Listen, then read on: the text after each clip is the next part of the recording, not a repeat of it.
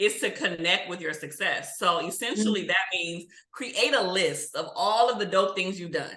All of them, from the beginning of time as you can remember all the way until now, and really soak in those accomplishments by saying like, wow, not everybody could have done this or experience it the way that I did. And so sometimes we don't realize that we are an anomaly. We are someone who made it out the hood. We are someone who, are creating a different narrative for ourselves and our family. And it's okay to be different. It's okay to be that outlier. It's okay to have a different path. And you just got to kind of like let it soak in. Think about that this situation is just temporary. I don't know anybody who has ever been in entertainment who has stayed in that spot forever and they just have indefinitely been broke. I think it's just kind of a seasonal thing, as long as you don't give up, right? If you give up, then you might be broke. I am dismissive, avoidant attachment style. Ooh. Yeah. It's interesting because you got a combination of like male traits and like female traits. What's up, you guys? It's your girl Bianca B, and welcome to the Bianca B Show, where we talk about business, finances, and friendships. So I am so excited about our next guest. She is a licensed marriage and family therapist, also Forbes Next 1000. Kiaundra Jackson. She is an amazing individual. I've been following her and her content for years now, and I'm so excited to just dive into those really deep topics that entrepreneurs and people out there go through. So first and foremost, for those who don't know you, kind of give a backstory of how you became a therapist. Oh, first of all, thank you for having me on the show. I am super excited to be here. Okay, I have been stalking you as well, so just believe that this is freaking amazing. So thank you for having me. My journey was a little crazy, to be honest with you. Most therapists, including myself, we become therapists because of our own issues, our own drama, our own trauma, and that was very true for me as well. I know from a very early on, age that when my parents got divorced, I was like around 10. There was domestic violence, emotional abuse, all different types of things growing up in my household. And, I grew up in Compton, California. Yes. CPT, NWA, Dr. Dre, all of that. And so I didn't necessarily grow up where there was a lot of money or a lot of resources. And so I just seen so many different things impact my upbringing. And being that I didn't necessarily have the best role models as far as couples and healthy marriages go, I was like, okay, I gotta do something about this. Like, this is not how it's supposed to be. It's real ghetto around my community and my family with divorces, and that's not okay. So I basically went on a professional and a personal mission to help as many couples as I possibly can, went to, school, got my graduate degree. I am so passionate about helping people have those healthy relationships, giving them the tools and the tricks that they need to make sure that, it's a success. So that wrapped around the mental health piece is kind of just a quick and dirty version of my story. And you know what's crazy? Divorce really does impact homes. I mean, I'm a child of divorce. And then when my parents split, I was the only child with my mother. So I had to, maneuver through life. And it really taught me, you can either go a couple of routes within that. You can go down a certain type of route, or you can go down a good route, but still have that trauma. A lot of business owners, especially entrepreneurs, we go through this imposter syndrome, and you've been covering that a lot, and I really wanted to dive into that because that is something I definitely struggle with, and know a lot of my peers that struggle with that too. So first off, what is imposter syndrome, and how can you overcome that? Yeah, imposter syndrome is kind of like a newer term that many people haven't heard of before. And it's essentially, I'm gonna give y'all my like ghetto version, the Kiaundra version. I'm not gonna call it ghetto, but it's my version of what imposter syndrome is. It's essentially when you are an accomplished individual and you have all of these accolades, you've done well for yourself, you may have degrees, you may have, be very successful, but you're not able to connect the dots. You feel like you don't deserve what you have. It's hard for you to let things sink in. You're thinking that the shoe is going to drop and all of this is going to be taken away from you. And so people who have achieved some very successful or high things tend to struggle with that, myself included. I have struggled with that for years upon years. And so it's a hard thing to kind of go through. But what really helped me is kind of realizing, like, you got the juice, girl. Just letting it soak in and kind of just gas yourself up and say, you know what, if all of these people on the outside are saying you're great, you're amazing, you belong on television, you know, you've impacted my life, just allowing that to be true and not necessarily having to combat that is a thing. And so I actually had to work through that in my own therapy sessions, because I do believe every therapist should have a therapist. Yes. So I worked through that in my own therapy. And even though it's still something that I struggle with every single day, it kind of still pops up for me. It's nowhere near as bad as it used to be. So if somebody's watching and listening and they're struggle with connecting with their success, it's a journey, it's a lifelong journey, but it's something that can be managed. And you know what's so crazy? I was watching, actually, Charlamagne, the guy posted Wakanda Forever. I mean, you know, Wakanda, the director, his name is a blur right now to me, but he was discussing him having imposter syndrome. And a lot of people were just like, wow, he's so successful. Black Panther was such a successful and incredible movie. But a lot of us, you know, especially in the film and entertainment industry, you know, you see your peers, you're comparing yourself, and you feel like, when is it going to be my turn? But there's other people that look at you like this is your turn. So what are some strategic steps that people can take, you know, when they're feeling that way? Yeah, that's good. When you're feeling that way, I think the most important thing that you can do is stop and pause.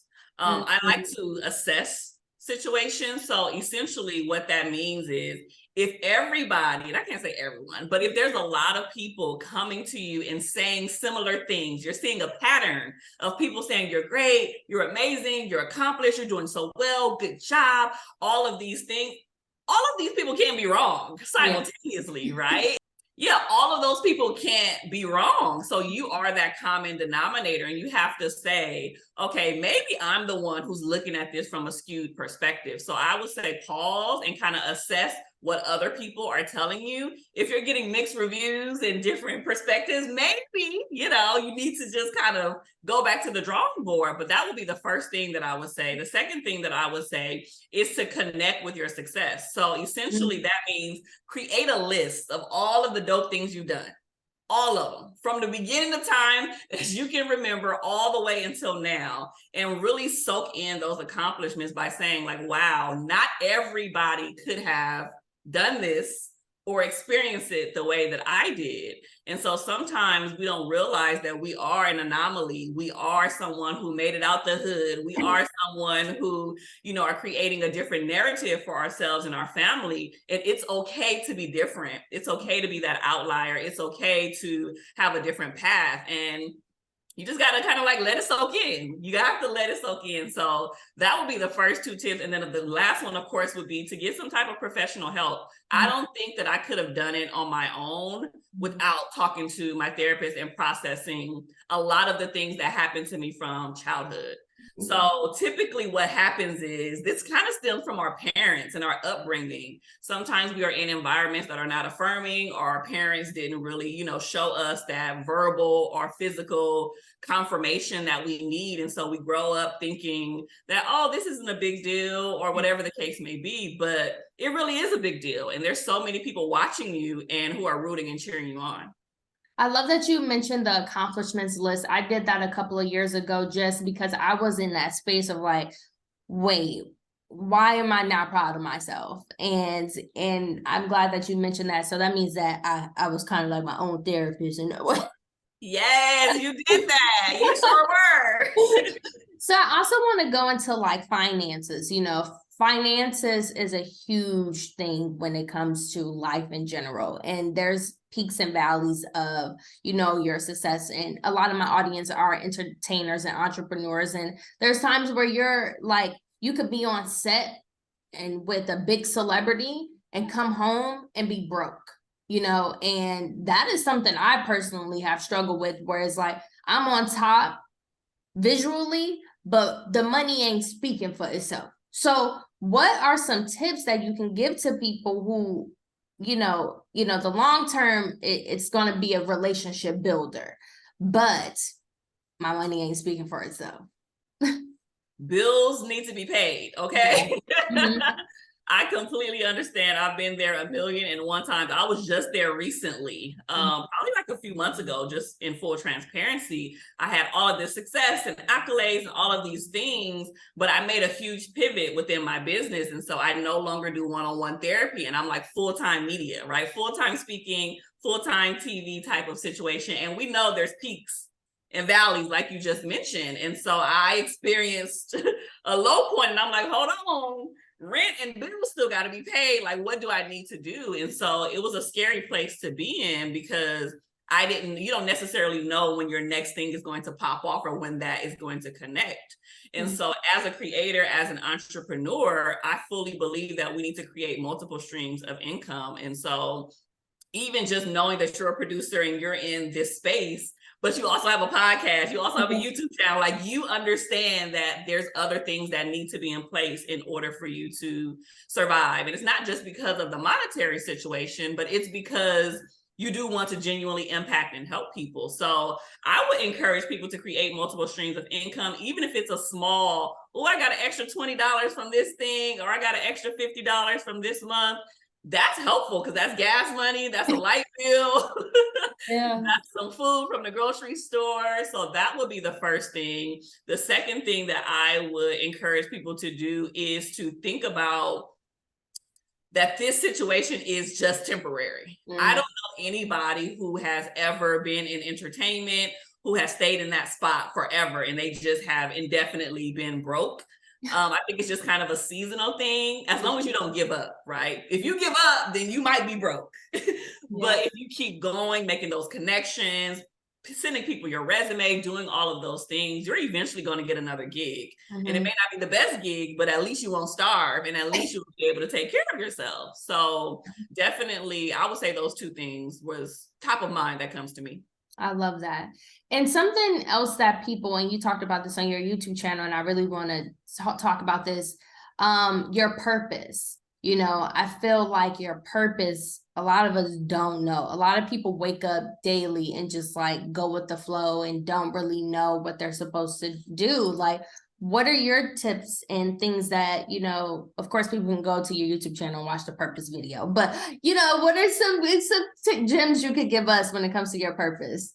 Yeah, I found there's a lot of people who don't know their purpose, Bianca. And I did a poll on my Instagram stories, and literally 68% of people said, I don't know my purpose, or I'm still trying to figure it out. And I'm talking about, these are people who are 30, 40, 50 plus years old. This isn't some teenager still trying to discover themselves. And so it was a huge eye opener for me. And that's why I created that video on my YouTube channel, because it just was so important to know that there's so many people who don't know their purpose, which means they're not operating in their purpose, which means they're just going through life doing whatever they want to do and not really having the impact that they're supposed to, have on this world.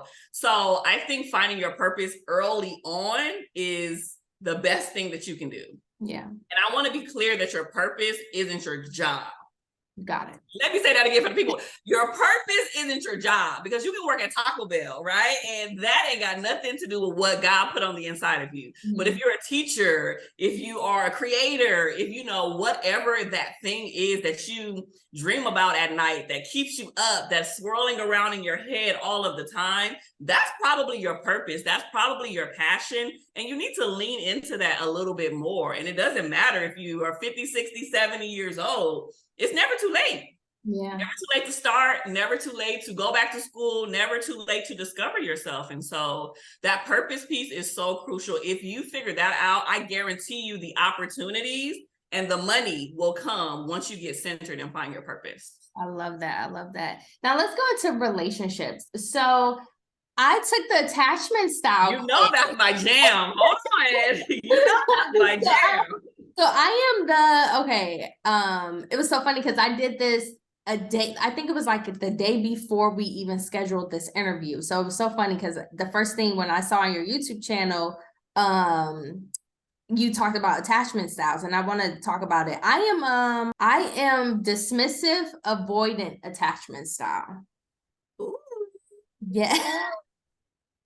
It's interesting because you got a combination of like male traits and like female traits. So let me break it down. So typically, so there's different types of attachment styles, which isn't necessarily have to do with romantic relationships. It's just how we attach to people in general. So this information can be applied to relationships as far as with your mom, family, friends, all of those things. But typically I kind of stick to the top three so it won't get too confusing for the people who don't understand psychology. But there is a secure attachment style, which is the healthiest one, where you're able to connect with people. You understand that they need their space sometime. You need your space sometime. You're not fearful that people are going to leave you. And it's just the healthiest attachment style. Then there's like an anxious attachment style, right, which typically is women.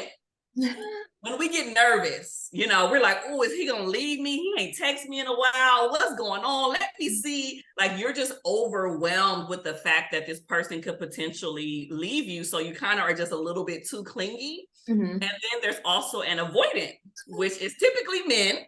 And they're like, I want to rock with you, but I'm going to keep my distance because I don't want to get too attached because I don't want to get hurt type of energy. And so they'll probably kind of play this little dance of like, I'm going to get close to you, but I'm going to still keep you at a distance. And so with your attachment style, it's almost like you have qualities of both, which is very interesting to me. Like, what did you think when you, look, now I'm interviewing you. What did you think when you got involved?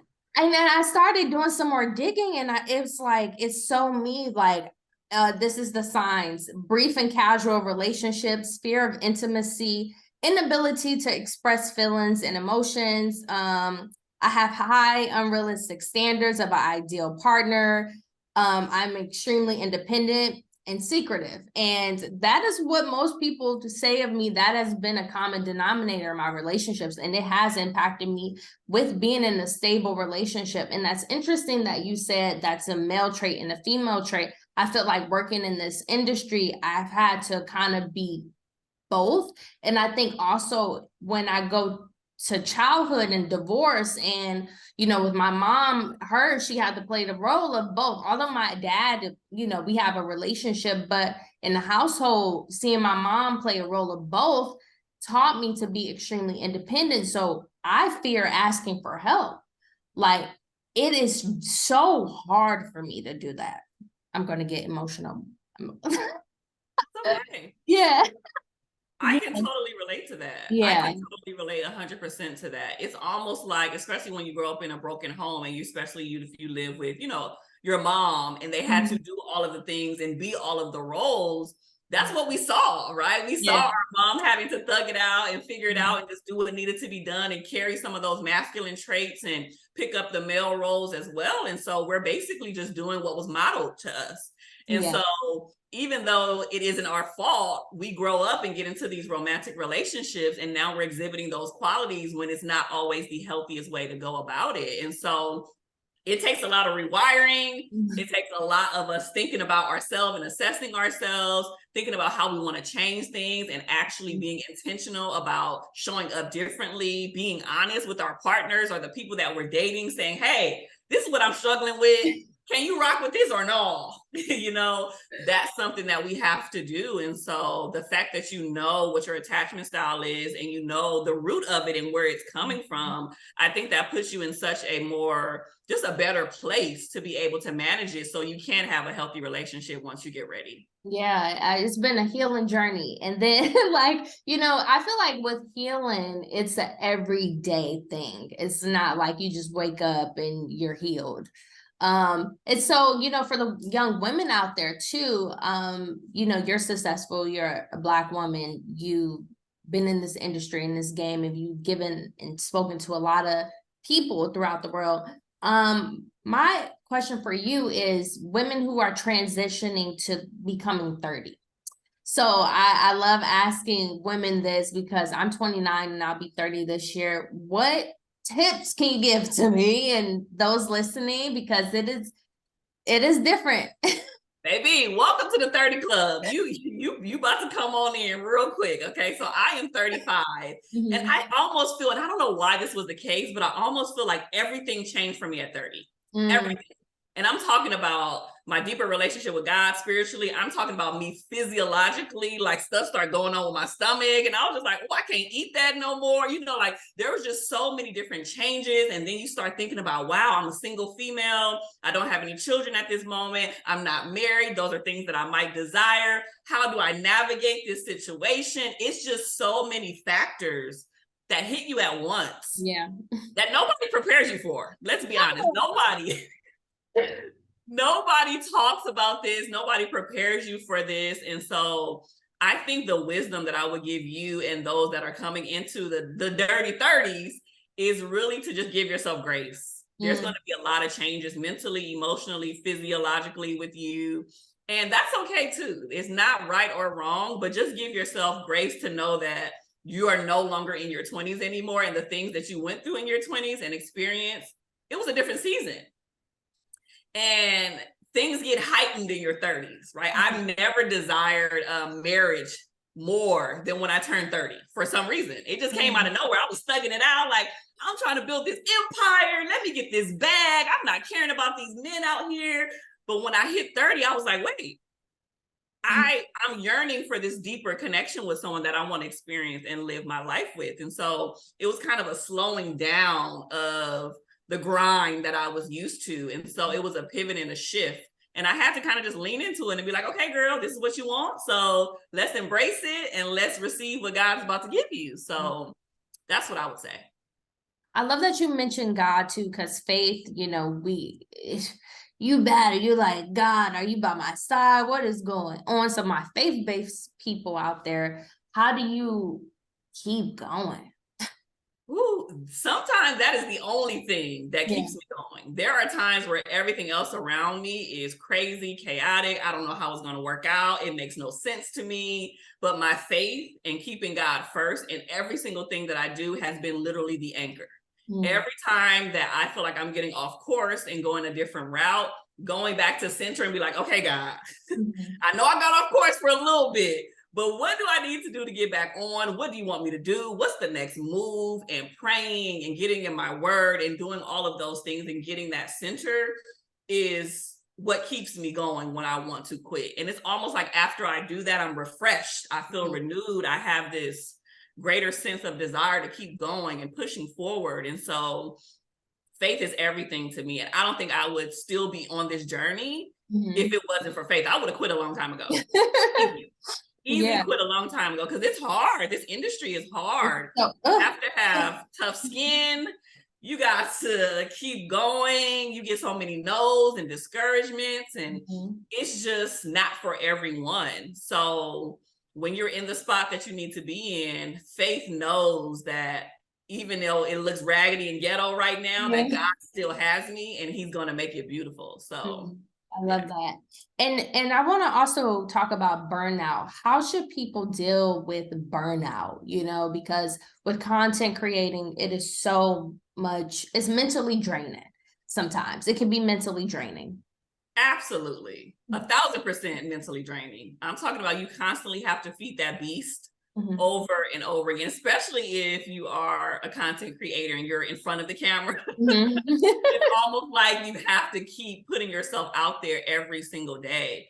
And so because this algorithm is a mess on every single platform, and because it's just emotionally draining, I made the commitment to say, look, I'm going to post when I post, and God is going to bless the post and it's going to reach who it's supposed to reach.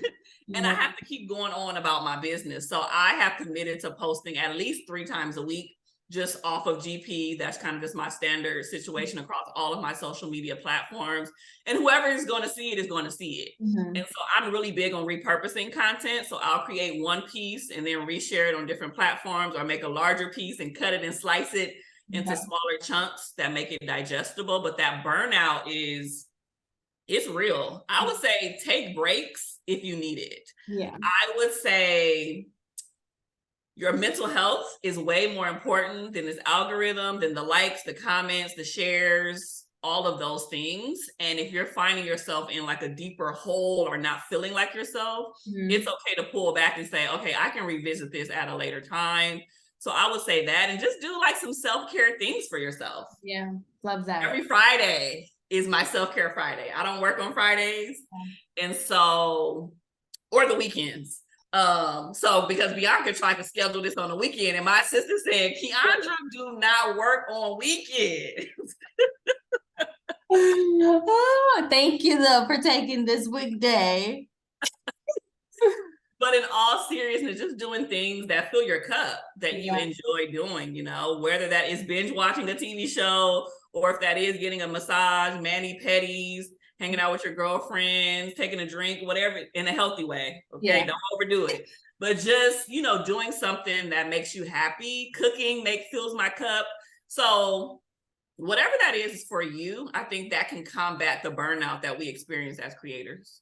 And the last thing I want to tackle is affordable therapists. You know, mental health is very important. We're seeing it daily. More people are open to talk about it, but also it costs having a therapist and things like that. So what advice would you give to people with finding a therapist? Because you can't just go to your family and friends for the rest of your life. You really can't. Yeah. Family and friends.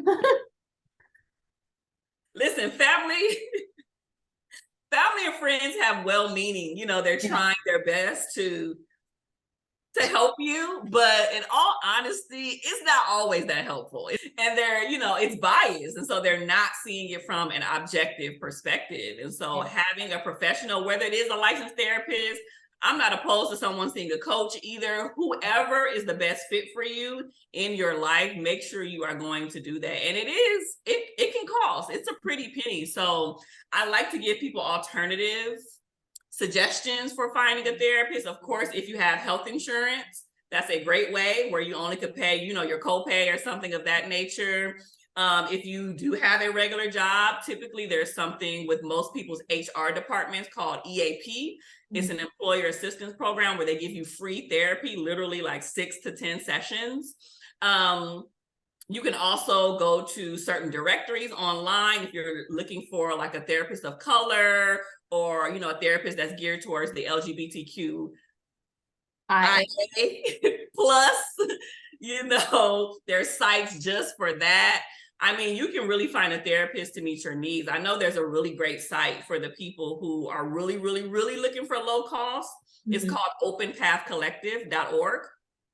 And it's literally low cost therapy, $30. You can't beat $30 of therapy.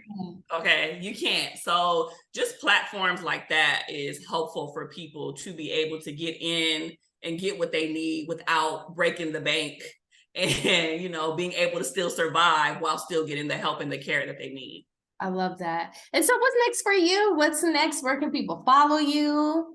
Oh, so I would say I'm just really trying to build up my YouTube channel. You know, I have 2 new shows on there, Keeping It Real with Kiaundra and the Kiaundra Jackson Show. And so I just want people to go over there, really just binge that content, get the help that they need, because it has a lot of great information over there. And just stay connected with me on all social media. And what's your Instagram? It is at Kiaundra Jackson, Kiaundra Jackson. Love that. It's your girl, Bianca B. Make sure you guys follow me on Instagram at It's Bianca B, at Bianca B Show. Thank you guys so much.